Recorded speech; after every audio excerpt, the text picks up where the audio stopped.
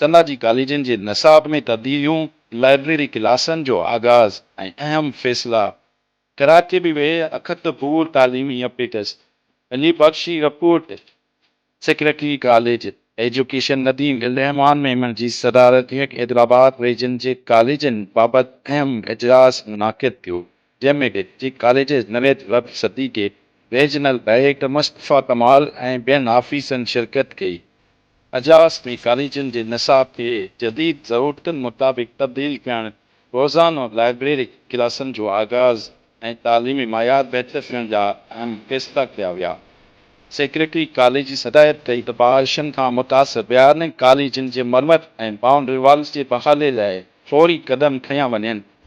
हिन ज़ोर ॾिनो त कॉलेजनि में उस्तादनि जी हाज़िरी ऐं शागिर्दनि जी दिलचस्पी बरक़रार रखण लाइ हम नसाबी सरगर्मियुनि ते ख़ासि ध्यानु ॾिनो वञे। इजलास में ॿुधायो वियो त हैदराबाद रीजन में बि 70 सरकारी कॉलेज में हिकु 4000 खां वधीक शागिर्द पढ़नि था।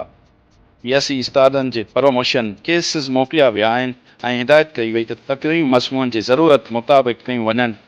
सेक्रेटरी नदीम मेमन चयो त नए IIT कॉलेजनि जे क़याम ताईं मौजूदु कॉलेजनि में IIT प्रोग्राम शुरू करण ते गौर कयो पियो वञे, जॾहिं त दिसंबर में कॉलेज स्पोर्ट्स वीक पिणु मुनाक़िद कयो वेंदो।